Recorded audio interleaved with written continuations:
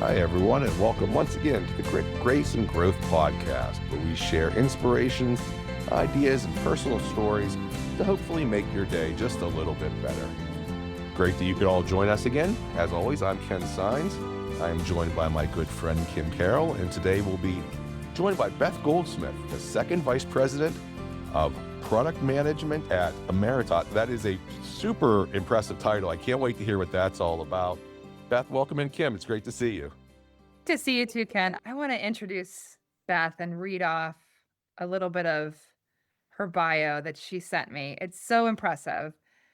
So Beth Goldsmith, or Elizabeth Goldsmith, brings extensive experience in designing and leading enterprise-aligned learning strategies that strengthen performance, build capability, and support long-term business success for our independent agents and agencies at Ameritas.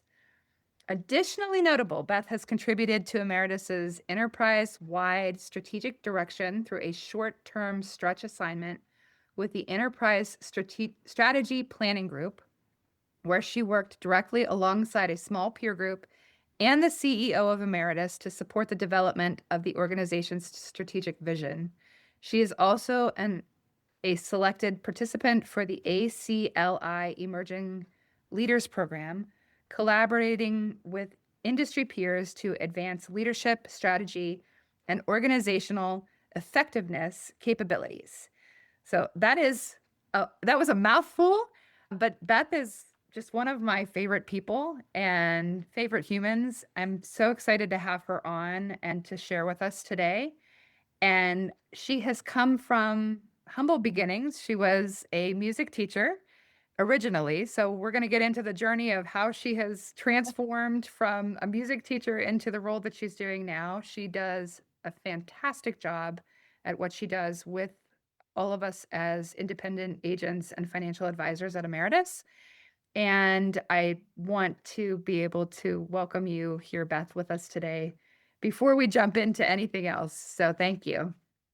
Thank you. And right back at you, Kim. You're one of my favorite people. I love the work that you do with your clients. I love your journey. Just a lot of synergy and a lot of blessings we have to be able to work together. So really looking forward to today's time together. But ultimately, thank you. Thanks for bringing me on. I'm excited to see what we're going to explore together today. Yep. And Beth, I butchered your title on our intro. So my grit is that I can't read my own writing sometimes. And my growth is that I realize I need to put my glasses on when I try to read my own writing. So could you correct me and give us your actual title? Sure. And to give you guys the third G right back, we got to give ourselves a little grace, right? So it's okay, Ken. I am the second vice president of practice management and development. So really, to Kim's point earlier, I feel like we're all things positioning our independent financial agents and advisors to become either the best version of themselves, the best entrepreneur they can be. And it's such a fortunate role to have in the organization. It's a really positive focused role, and you get to see and make big changes with people. It's pretty lucky what my team gets to do every day. Are you feeling lucky today? I think so. Sun's shining. It's a beautiful spring day. Everything's going my way, right? So let's not jinx it. Let's keep this energy moving forward. I can tell you're not in the same part of the world that we're in, because the sun is definitely not shining here. So I asked you if you're feeling lucky because we're going to do our two truths and a lie. It's a little bit of an icebreaker segment where I'm going to give you and Kim 3 facts, and then you get to collaborate and decide which one is not truthful, because two of them are real and one of them is not. Now, no pressure, but we are on a 2 podcasts in a row losing streak now, where Kim and guest have not got it right 2 times in a row. So we're looking forward to you turning the tides here. We still are in the positive, though, as far as Yeah. how many we've won. You still have a winning record. Yeah. Okay. I'm a little competitive. So let's knock it out of the park today, Kim. We got this. Yes. It makes me happy that you care enough that you still have a winning record, because so you mentioned how beautiful it is where you are. At our last one, since it wasn't beautiful, we did April showers, right? Mm. And what do April showers bring? May flowers. Right. And what do May flowers bring? Pilgrims. There you go. So we have 3 questions today about the Mayflower. Oh boy. Wow. So, very first one. The Mayflower departed from Plymouth, England, with 102 passengers and 30 plus crew members. Okay. All right. So the Mayflower departed from Plymouth, England, 102 passengers, 30 plus crew members, total ship's complement around 140.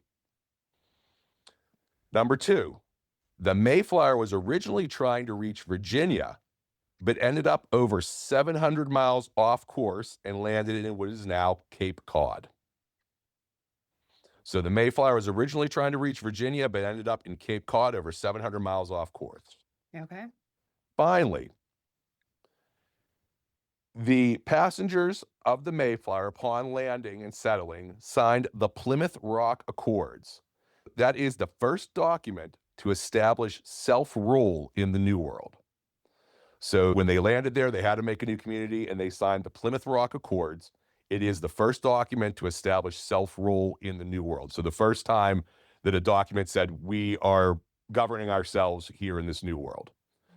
All right, so once again, your options are: the Mayflower departed Plymouth, England, with 102 passengers and 30 plus crew. Number 2, the Mayflower was originally trying to reach Virginia, but ended up in what is now Cape Cod, over 700 miles off course. And I'm going to, right now, so you don't think I'm trying to trip you up, Cape Cod is over 700 miles from Virginia. If that one's the lie, that's not the reason. I wouldn't do stuff like that normally. It's like, actually, it was only 699 miles. I wouldn't do that to you. And then left trying to reach Virginia, ended up 700 miles off course in what is now Cape Cod. Or the Plymouth Rock Accords were signed by the passengers, creating the first document to establish self-rule in the New World. All right, ladies, what do we think? Correct me if I'm wrong, Kim. Wasn't that whole aiming for one destination but ended up at another? Wasn't that a Christopher Columbus thing, or was that a Mayflower thing? Or were they both just bad navigators? I feel really inadequate with these questions. Don't know. I feel like I didn't pay attention in school. I have added pressure, Kim. My husband is a former history teacher, so now I got to do the family proud. I've got a reputation on the line. I think the Plymouth Rock Accords were a thing. Okay. Oh, I wish I would have paid attention in the Peanuts land on Plymouth Rock or whatever. Oh, yeah. That peanut special. I wish I would have paid more attention. If you have an inclination that you don't. No. Okay, I will take one for the team because I feel like the second one might be the lie. Okay. Are you okay with that? If I am lead you astray, totally going with it because I have no idea at all what the right answer is. Okay. So we're going with the Mayflower was originally trying to reach Virginia, but ended up in Cape Cod, 700 miles off course. Yeah, You're saying you're going with that one? I think so. Okay. Final answer? Yes. Yes. All right. You two are more off course than the Mayflower was, because the Mayflower was originally trying to reach Virginia. And you're right, Christopher Columbus was actually trying to reach India, and he ended up in North America. So he was much worse. He was much worse. They at least hit the right continent. God bless the Mayflower. But yeah, they were shooting for Virginia, ended up in Cape Cod. It did have 102 passengers. That's an official number with 30 plus crew. They don't have an official number for that, but it was 140 plus people who made the journey. And there is no such small to me. That doesn't seem very large. What's that? That seems small to me. That there was only 140 people on the Mayflower. You have to remember what sailing vessels of the time were. Okay. And so to take more people than that, they would have had to take fresh water for them, food, citrus products to prevent scurvy. So you couldn't have huge complements back then. Okay. And the lie was about the Plymouth Rock Accords, because there are no Plymouth Rock Accords. I made that up. It was the Mayflower Compact that was signed by the passengers, creating the first document to establish self-rule in the New World. Okay. Darn, I'm so disappointed. I just thought, I'm like, they had to have some sort of document to keep them all in line. Otherwise, it would be utter chaos. And yeah, the Mayflower, very logical, Ken. You tricked us. Yeah, the Mayflower Compact is one of the 4 founding documents of the United States, because it was the first time that people said, screw the king, we're doing this on our own. Oh, God bless, we failed. I guess I need to go back and study my history. So on the eve of our 250th anniversary as a country, I think we all should probably brush up a little bit. It might be a good idea. Yeah. You have to write those down and take them to your husband and see if you can trip him up. I hope as a history major, he knows that I made something up. He'll be in his freedom. All right. Now that we're done with the lies, we have nothing but the truth coming forward. We're going to find out what that truth is from Beth right after this quick message from our sponsors. Are you ready to step into the spotlight and take the lead of your financial future? It's me, your host, Kim Carroll, and I really hope you've enjoyed listening and are inspired by the stories you hear on my Grit, Grace, Growth podcast. Your stories inspire me every day. If you feel like you've really gotten to know me and you want to find out more and how we can work together, I specialize in guiding individuals, businesses, and families towards their financial goals with personalized advice and holistic strategies.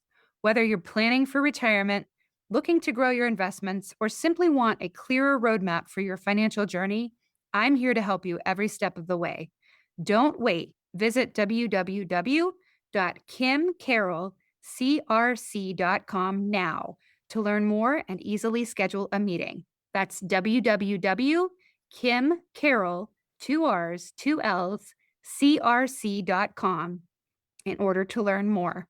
Kimberly Carroll offers securities using the following business name: Ameritas Investment Company, LLC, or AIC, member FINRA and SIPC. AIC is not affiliated with Grit, Grace, Growth podcast. All right, folks, once again, we are here with Beth, who has an incredibly impressive title. It has a very impressive biography. So, as the second vice president of practice management and development, I can barely say it. What does that mean?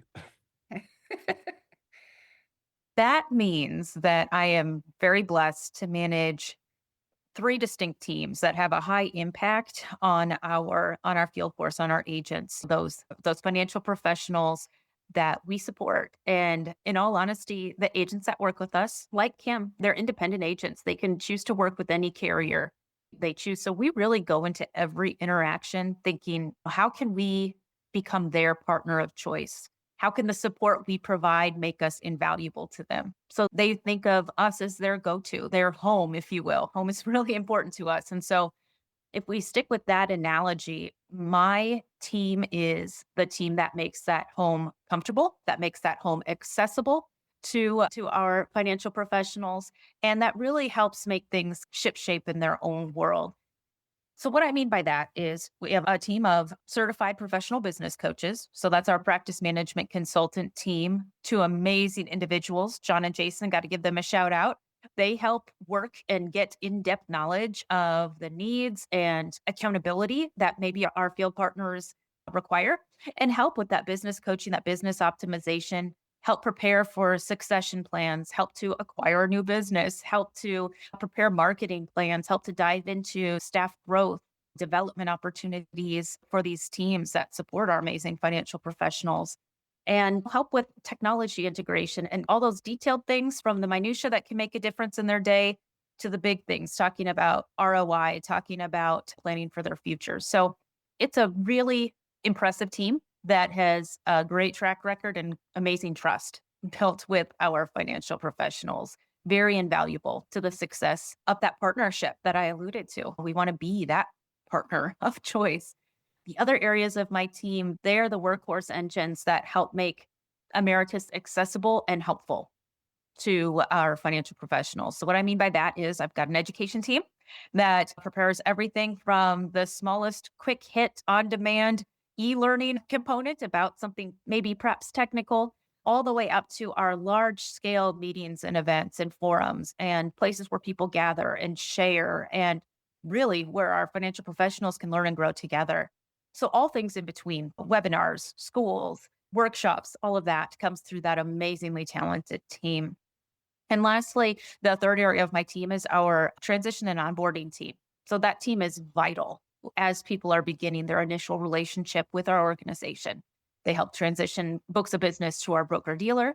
They help people get up to speed and acquainted quickly with how to best do business with Ameritas. And it's 2-part all about rolling out the red carpet, but it's all about having meaningful support once you're in the door. And I think this team has an amazing special knack there. They are headed up by Becky Hazy, just an amazing asset to our organization with a great knowledge base, great reputation in the industry. And like I said, it's really just all areas are aimed at how to help people become the best version of themselves and how to help them feel that value. That really is Ameritas. We like to do things special, go a little above and beyond. And hopefully after people work with us, that's what they see. So obviously, Kim mentioned before, and she said she really wanted to get into it, that you started off as a music teacher. And it's obviously a non-traditional transition from music teaching to financial planning, right? But hearing you explain what you do and the way you go about it, I can definitely see where the overlaps in having in that teaching mindset go with what you're doing now. Having said all, that's a weird transition. Tell us how you made that. I think you're onto something there. There definitely is a crazy overlap that people would not anticipate. I had a former boss once say to me, wow, what you do every day is you're just like an orchestra conductor. You're bringing in this area of support and uplifting this area and redirecting here and keeping it all going and getting everyone to row in the same direction. And we can use an analogy on top of an analogy, I guess, with that I, statement. I But was I was just gonna say, you must be a very positive person because whenever I've heard that analogy, it's not a symphony conductor, it's a circus. It's a circus director. oh no, it's a symphony. We are making beautiful music here, Ken. But that really is, there is something to be said when your brain can just operate that way. And it's been extremely transferable to me. Now, to the impetus of this program here together, Grit, Grace, and Growth, I knew I had to invest a little bit in myself to logically make this leap to where I'm at now. So yeah, I was a teacher for 5 years, extremely successful. I liked it. I did. It was a creative outlet for me. It helped me guide and shape young individuals, again, to become the best versions of themselves. Really, it was much, much beyond just making beautiful music together. But I'm a very goal oriented individual. I like to have a way to add items to my tool belt and grow in my effectiveness and what that means. I like to have something to climb to. And in the education space, in all honesty, you can just become that really great teacher, which is very rewarding, or you could become an administrator. And I didn't want to go that route. I wanted to do something where, as I gained certifications, as I gained knowledge and experience, I could put that to use in a bigger way. The insurance industry was not foreign to me. So, if that helps with a little bit of context to my past, I grew up in the insurance industry through my father and his career growth.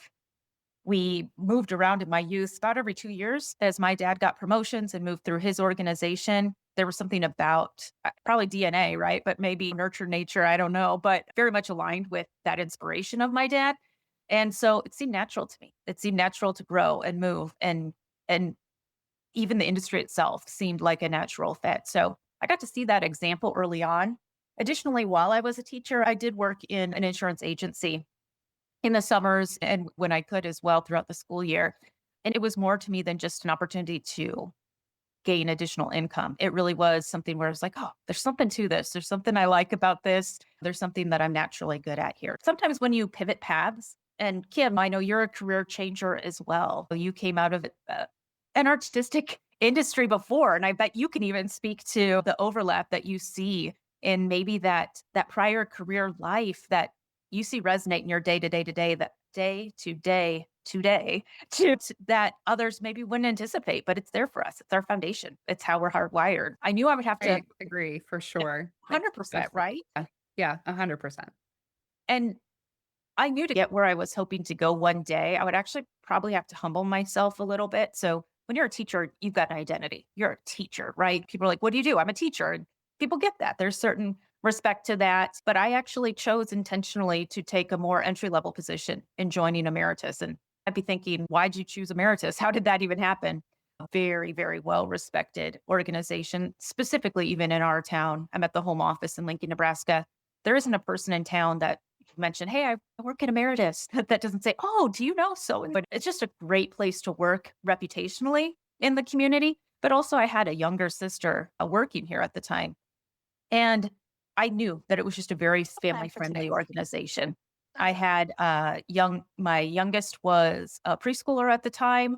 And I wanted something that would allow me to be present as a mother as well as a teacher. You can't really take the days off. You're there for your students, right? And I had a little boy that was about to enter kindergarten, and I wanted to go be a room mom for the Halloween party. I wanted to help at field day. And Ameritas, the home office here, really supports that. They've got a lot of volunteerism in the community as well. All of those things made it feel like a very attractive place to work.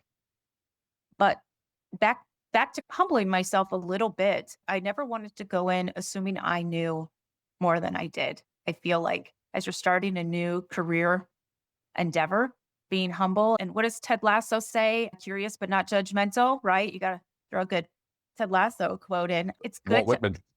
there you oh, okay. Walt Whitman. It's Yeah, Ted Lasso. Can we say we that? absolutely while he's throwing darts. That's a great scene. But you have to be able to not go in with previous assumptions. Assume you know nothing and allow yourself to learn and be immersed. And so I did that. I started in a more entry level position. It was customer service.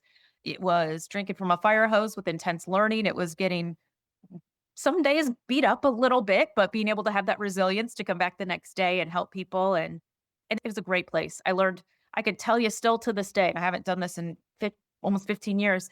I could tell you the ins and outs of how all our products work. I could tell you all about our indexing options and how they actually impact your account. Those minutiae and details never leave you.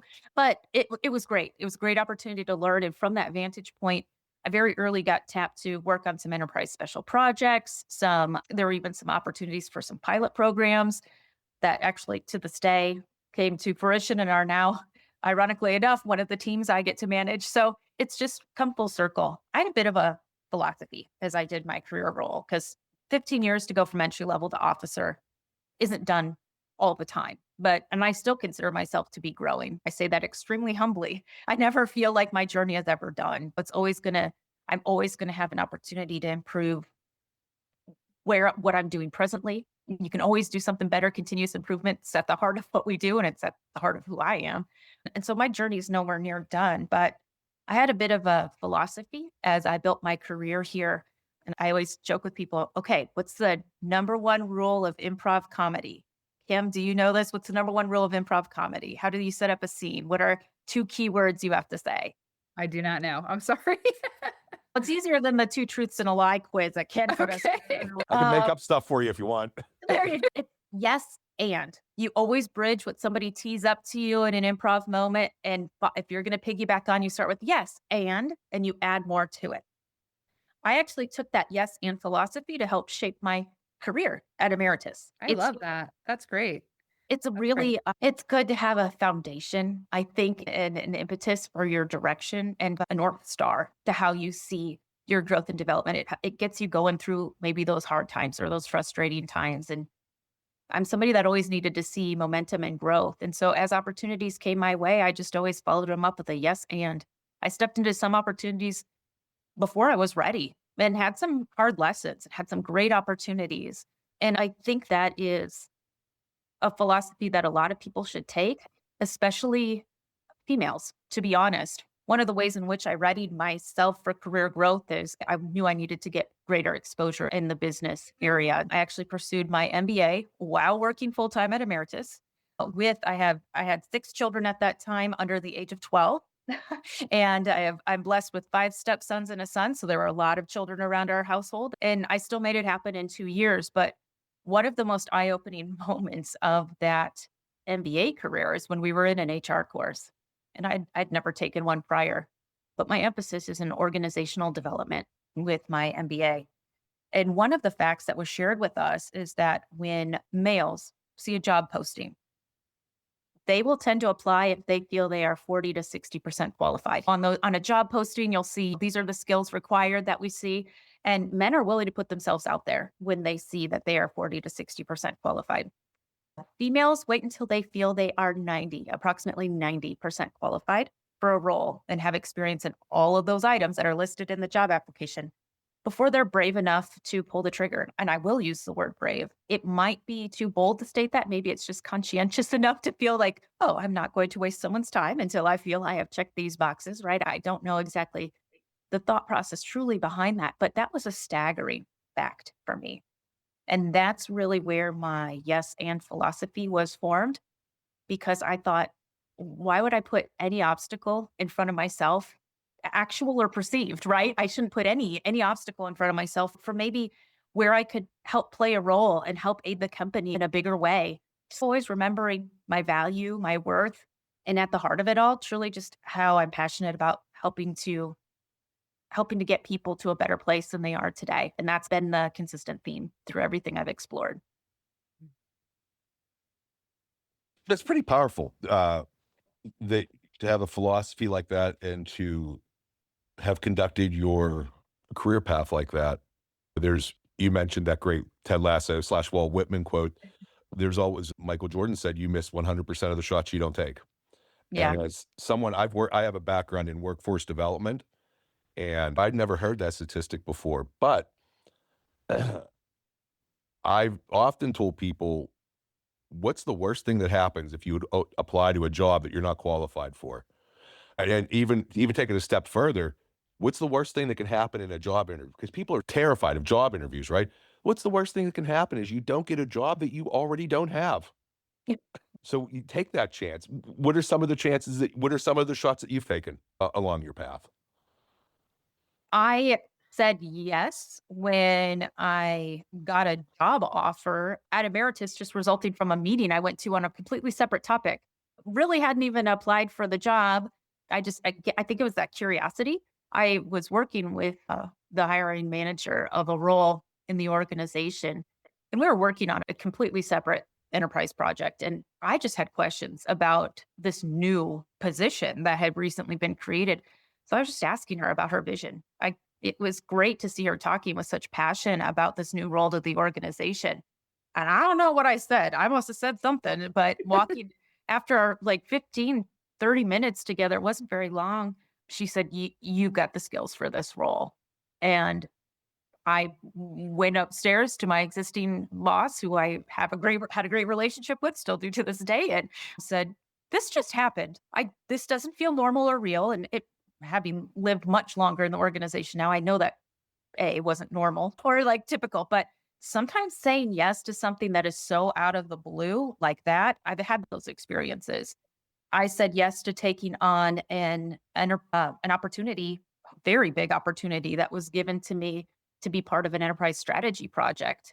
You say the word enterprise, it gets my brain a whirl and my heart excited because it's so exciting to think about the future, think about where things are going, and to just really explore the greater umbrella and vision that I get the beauty of working day to day and just my own little corner of the world. So I said yes to that opportunity. And to be honest, when I looked at my small peer group from across the organization, there were some brilliant people there. I suffered some major moments of imposter syndrome being part of that project.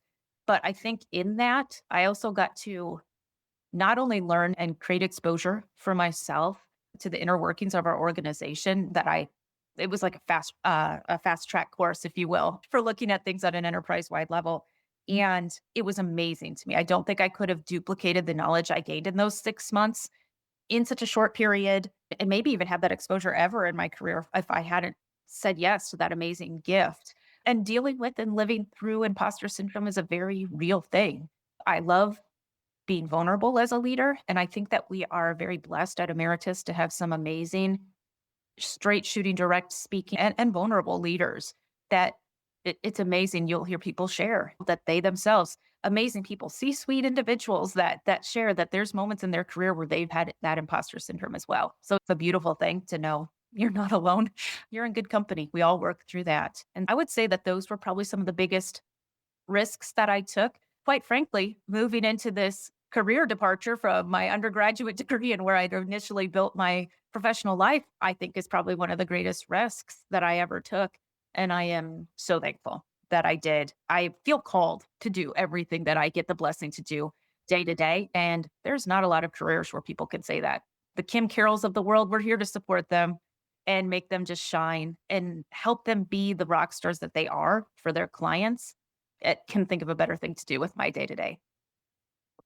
Now, correct me if I'm wrong. Your father was in this industry, Yes. Yep. He and was your in its industry. and your sister is as well. She was. Was. Okay. She's and it not necessarily industry specific. She's an auditor, so she loves the numbers and her head down work, and she's very skilled at that. But she's been able to do that in her professional lifetime at a lot of different organizations. So if there's a quote unquote family business, it's either you're going to embrace that wholeheartedly Yeah, or you're going to want nothing to do with it. And it sounded yeah. like you wanted nothing to do with it and then embraced it wholeheartedly. I think you're onto something. It's also, I think the bigger trend there is really acknowledging where those accidental mentors are. You don't always think when you're younger that mentor could be your father, right? They're your dad. They're just your dad. And I know that for our many of our field financial professionals in this industry, it runs really deep that you have multi-generational organizations. It's so beautiful to see. If you think about continuity for clients, it's great to see that this father handed it down to his son, who's handing it down to his daughter. And it's that a lot right now. And it's absolutely amazing for people that work in more of a home office setting, like my father did, that can be a bit generational as well. I work with a colleague whose dad was a former chief marketing officer of another insurance carrier, and now they are one of our regional vice presidents. And his brother also works in this industry and is one of our external wholesalers. And it's in the blood as well when you're in that side of the organization. So really, it was just pausing and acknowledging the true inspiration I think that my dad is and was, and being willing to shift that relationship from father daughter a little bit to more mentor mentee. I don't have a better person in my life really to bounce career ideas off of and job related conversations off of than him. I realize how lucky I am to state that. So yeah, it's really been amazing. And so I guess it is funny to say you could call it a bit of a family business, Ken. You're right. When you were younger, did he, I don't want to say pressure you into it, but did he ever say, hey, this is what I do, this is a great thing? Or was it always just, this is what I do, go your own way, and if you end up here, that's wonderful? I think that's more it. Actually, in my youth, I was much more aligned with my mother, who's extremely artistic, who was a music major in college. And there was many an evening where we would, probably the Waltons TV show style, stand around the piano and sing together, right? It was very quintessential. And she was always helping me prepare for auditions and helping me learn new songs. And so I would say I was more aligned in my youth in that space because that was where I think I had the most exposure. My dad was just off being successful, if that makes sense. My dad was off, he was gaining new designations, he was working and studying. And I think when you're a child, you don't always appreciate that or understand what that effort is leading to. Heck, as a kid, I was actually annoyed sometimes. I'm like, great, we're gonna move again, Dad. We gotta move. You got another promotion? Great. I got a new elementary school. I gotta learn to meet new people. Oh man, you're killing me, Smalls. It was just like every 2 years we were moving. And so I think that was the side that I saw as a child. And so I'm actually not surprised that my career path took the direction it did because I worked from what I knew and what I was exposed to and wanted to be successful with what I knew and what I was exposed to really what I finally opened up my eyes and saw and realized I could be successful at. Yeah, you can't deny your inspirations. And luckily I had two great parents that gave me some neat directions to go. And I've been able to ride this crazy ride that is your career development and growth. What was your instrument of choice or your instrument of best practice? Voice. So You were a vo yeah, if you'd have asked me what I was going to be in high school, I was either going to grow up and be the next Evita or Eponine. Those were my roles. I was for sure going to be in Les Mis. I was going to be in Evita. I was going to be I thought you meant you were gonna be a dictator's wife or something. no, no, don't cry for me, Argentina. Right? That was really my instrument of choice. Dance and performance went along with that. I was also a trumpet player. I was really good. Not as good as my best friend Jake. He always beat me out for first chair, so I was always second chair to Jake, and that was killer to me. Like I said All right, earlier, little Jake, competitive. if you're listening out there, Jake, all right, come on, dude. But The question is, Jake, are you still playing? That's the question. no, he probably is. He was good enough to. I gotta do some investigating, I think. As a follow-up to that, because I really feel that people will tell you their stories and you get that biography of them, but really getting to know people, I think a lot of times is asking a question like this. Who's your favorite musician, your favorite act, your favorite band, your singer? Ooh, no question, Billy Joel. Oh, Um, lovely. yeah, Wonderful. I've always been a smidge of an older soul. I think than my biological age might indicate. I think it's called oldest daughter syndrome, right? Let's look it up. There's a thing. It's real.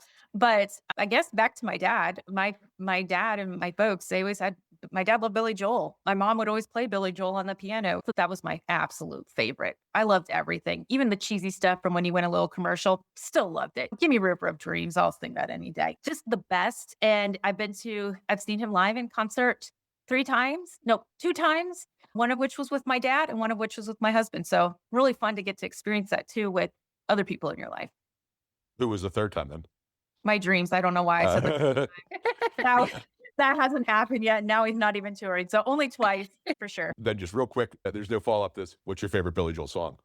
Oh, Scenes from an Italian Restaurant. Okay. For You, sure. you For do love sure. the classics. Oh, God bless. It's the best. It's the best. I love a good operetta, right? Something that just tells a big sweeping story and all its transitions and the music and the themes. It's awesome. I also love Queen. And so that's another one where it's just you get this kind of those stories those songs that can take on and morph into different styles and genres. And you can't pick two better bands I'll than be those honest. two. Yeah, you just picked two of my 4 favorites. Oh, good, good. I get a gold star from Ken today. I love it. I think what I love best about Billy Joel is what you just said. He's a storyteller. Yes. You listen to songs like Leningrad or Allentown, and that's not music. That's somebody's life on the page. And I think that's what you're giving us here today. We're getting to see your life in story form. And it's been a pretty good song, it seems like, so far. Yeah. I've got no complaints. Even the hard times, right? You learn from who doesn't learn from making mistakes. And so the maturity comes from I want to jump in and talk about a little bit about your family responsibilities, because you mentioned very quickly that you have 1 son and then 5 stepsons. That is no Yes. small number. No, So it's not. I want to hear a little bit about the journey, about how that happened and like what you went through and how that has shaped the decisions that you made going forward. Because as a mother, I understand that. So I really want to hear a little bit about that. I will say that my family, above all else, is the inspiration and rationale behind every decision I make. So that yes and philosophy grew out of how can I provide for my family, to be fair. Maybe it's that old soul again. At the age of 24, I was a mother of 6 children. Now my husband's a lot older than me. And so that is why those other 5 boys existed already as fully formed, amazing individuals. But yeah, I had my son at 24 and chose a pretty serious life at a young age, probably even well before that frontal lobe is fully formed and understood exactly what I was taking on. But to the theme of your podcast, grit, when I choose a path, I'm going to make that path the most successful it is.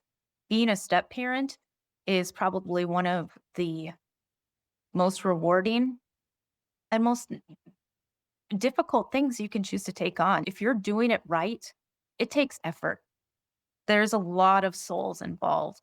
There's amazing mothers, there's fathers, there's children that sometimes get caught in the middle of it all. And in all honesty, sometimes don't know what to think of that stepmom. The moniker evil stepmother doesn't exist out of nowhere, right? So you really have to just create consistency and show up with unconditional love.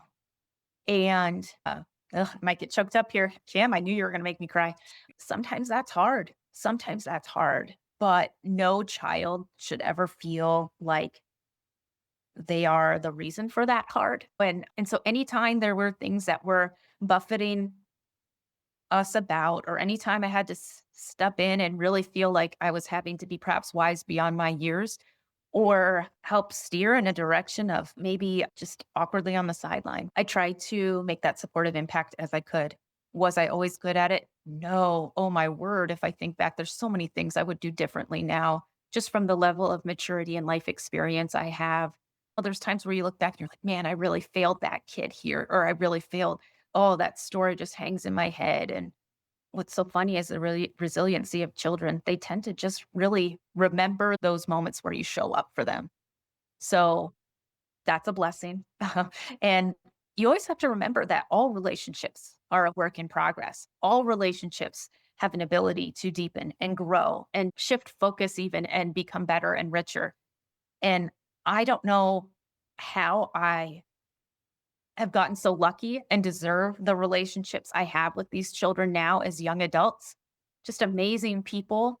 We've got two that are out of college, having amazing careers, living their best lives with amazing partners, just amazing partners. Our second oldest is going to get married. One of our first kiddos to get married this October. Ah, found an amazing fiance and his partner. Just really lucky there. Our oldest, he and his amazing partner have recently moved out of state. We've got children that have flown the nest from Nebraska and now live in California. And let me tell you, that's an adjustment period. I miss them terribly, but I'm so proud of the life they're building. And then we have the next two are in grad school, just absolute geniuses. Could not be more proud of what they're pursuing and the young men they've become. They've got great partners in their lives as well. And our youngest two are actually about to graduate high school in a couple of weeks. Yeah, we've had a lot of birds fly the nest and have transitioned to some big things. Our oldest child that's in grad school, he took that grad school opportunity at Michigan State. So again, within a year's time, we had two kids leave the state, and it's been so rewarding to see them spread their wings. And some of our best times are around this dining table I'm actually sitting at right now, getting together. We make a point to make a big deal out of birthdays, make a big deal out of Thanksgiving, make a big deal out of Christmas. This was the first year I did not make a big deal out of Easter. And oh my gosh, I want to do that. I want to do over. Come on. It was heartbreaking to not have that big deal of Easter. And to find out the kids actually missed it was very surprising to me, because you always feel like, oh, I know you're being pulled in a lot of directions. I don't want to be a bother. You all have significant others. We know it's okay. We'll take a back seat. And what's funny about children is they don't ever want you to take a back seat. They want you to be there for them. They want you to set the stage for them to be able to walk in that warm and open door. So it was a lesson for me in that, oh, I must be doing something right. So yeah, like I said, more lucky than I ever should be, but happy I've been on the journey with these kids. We've grown up together and grown into our roles, and very lucky. That's beautiful. One last question to tie a bow on it. With all of these wonderful children that you've raised, did any of them make their way into the family business? No. Some of them have made their way into their mom's family business, which I think is awesome. My husband's ex-wife is an accountant, and one of our boys that's already graduated is an accountant, and one of the boys that's graduating high school is going to go into an accountancy program when he's done with high school. No one has. We've got 2 architects in the group, a couple of accountants, criminal psychology, and a biomedical engineering child. So yeah, definitely not. They're going to make their money and their splash in this world in way bigger ways, I think, than I could even dream of. So I'm really proud of them. That's great. That's really great. I love what you said about your dad, because I relate to that so much. There's so many parallels between us, Beth, as far as just the journey that we've been on. My dad is a huge mentor and an inspiration to me as well. I'm sure that your children and stepchildren have all gained inspiration from you, and you may not see that just yet, but it's coming. You're going to see it for sure. Thank you, Kim. That's sweet to say. Beth, it's been an absolute pleasure getting to know you this morning, today, this afternoon, this evening, whenever people are listening to this. But it's been great hearing your story, where you've been, where you are, and where you're going. Thank you so much for joining us today. Appreciate the opportunity, guys. It's my pleasure. Kim, would you like to impart us with some final thoughts of wisdom? Yes, I would. So today is go confidently in the direction of your dreams. Live the life you have imagined. And that is from Henry David Thoreau. All right. Thank you so much. Thanks again to Beth. Thank you, Kim. For Beth and Kim, this is Ken. And it's been the GGG podcast. We thank you so much. Remember, we're not trying to change your world. We're just trying to make it a little bit better. Thanks for listening, folks.